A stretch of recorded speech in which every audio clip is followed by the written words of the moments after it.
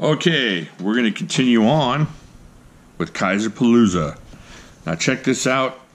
This is the Kizer Roach. Doesn't come with all the cool Kizer equipment or anything like that, but it does come with, the paperwork's in here somewhere. It got folded down at the bottom. It comes with the cloth, comes with your little paperwork and warranty information. This is one of those knives. This is the Kizer Roach. And this is one of those knives that you see and you're almost certain you're going to like. And I've seen this thing before, and it just seemed almost too good to be true for the price that they were selling it for. Just take a look at that. Can you see that pretty well? Let's get this closer to the camera. So yeah, I've seen this a couple times. There's an orange one I've been looking at before, and it just seemed like, oh man, that is something I would like, and it just doesn't seem like for that price it's going to be worth it, just because in the back of my mind I had doubt. Long story short, I got this thing in hand, and this thing is awesome. This thing is great. I mean, check that out. Let's get these boxes up here, move out of the way so we can put this blade up. Let's check out this blade. So you got 1, 2, 3, 3.5 inches and about just right at 3 1/4 inches of cutting edge, but 3.5 inches of blade.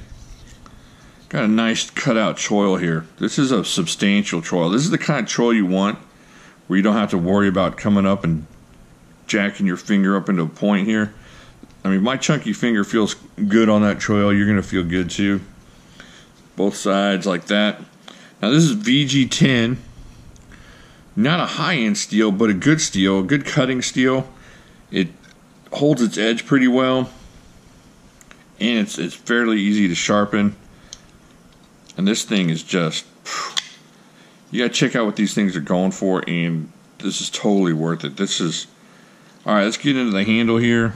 What we're looking at is, let's get this online. 1, 2, 3, 4. 4 3/4 inches of scale here. The smoothed out G10.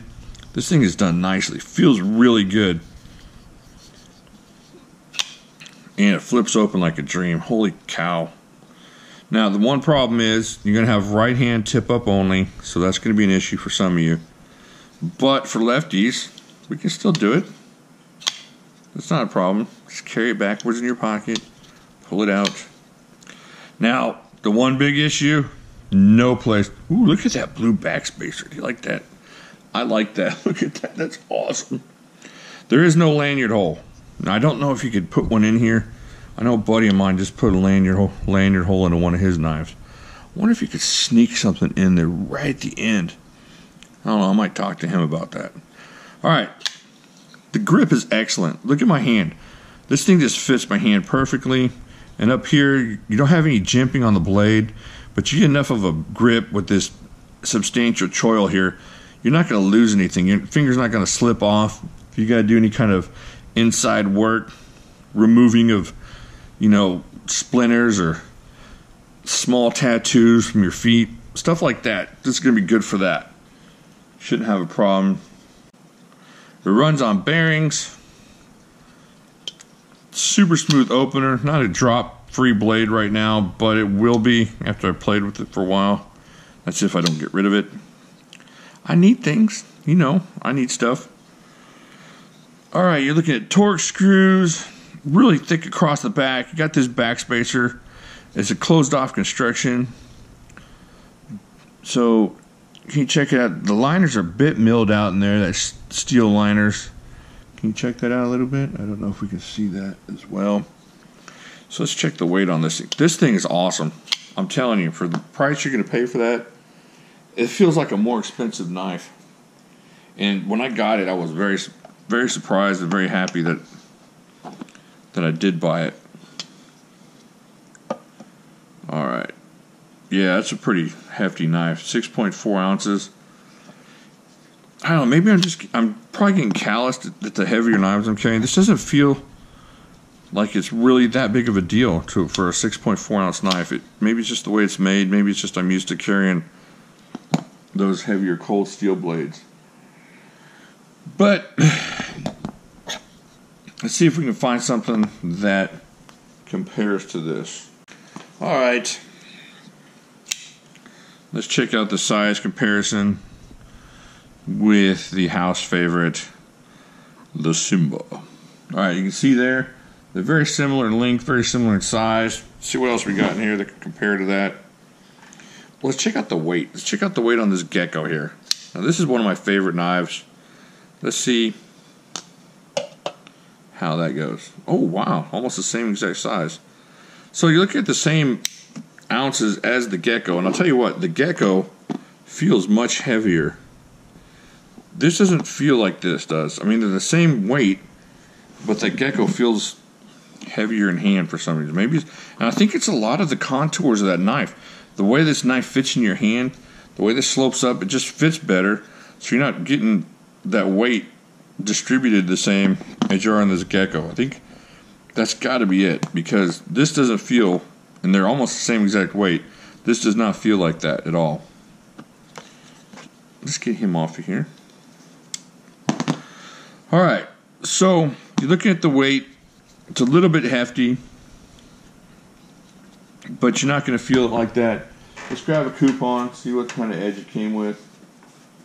Alrighty. Check that out. That's what it came with. Not even a problem. So, good edge it came with. And the price on this is really good. And I've seen these things, you know, $60, $55, $60, and that's a steal for a knife like that. You're gonna love it. If you're looking for something that's almost, I don't know, it's Kizerly. Kizer's becoming a great brand. So if you're looking for something like that, now one problem I do have is that lock is a little bit tough to get to left-handed. Not too bad right-handed. You still kind of got to dig your finger in there a little bit. Can you see that? You got to get down in there a little bit, but not too bad.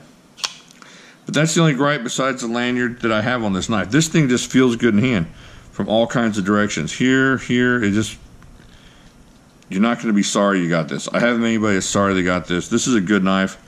Check it out. You'll be happy. It's a good spend on your money. This is a good spend on your money. This thing's awesome. If you can get this thing for like $150, this thing's a killer. This is one of my favorite go-to knives. You can see how worn out it's getting as far as that micarta soaking up my hand sweat and stuff. It's just becoming mine. That's a good knife too. Of course, the Simba, you can't beat that. You cannot beat this knife for $17. I keep talking about it, but get you one of those. You'll be happy. All right, this is about the Kizer Palooza, not Simba Palooza. Get over to Facebook. Talk to these people about their Kizers. Lots of good folks over there. Do you have one of these? Do you have any Kizers? What do you think of them? They're really starting to make a big deal in the knife community. They're doing a lot of cool things, and they have some really cool designs. I have some cool designs left in Kizer Palooza y'all be seeing this week that I'm crazy about. Of course, I've already gone over the Megatherium, and that thing was awesome. And then the Uprising from yesterday. And now you have the Roach. This is way more inexpensive than the Uprising, and if you're looking for a way to get into Kizer that's not going to kill you, this is the way to do it. Good knife. Alright, leave a comment down there. Your thoughts on Kizer. Let me know if you have a Roach, what you think of it. And I think that's all. I will talk to you later.